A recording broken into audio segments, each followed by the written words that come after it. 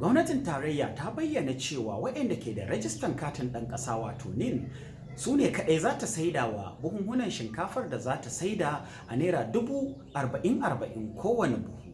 Hakan dai ya fito ne daga bakin Abubakar Kyari wato ministan noma, wanda yayin da yake wakiltar shugaban ƙasa Bola Ahmad Tinubu.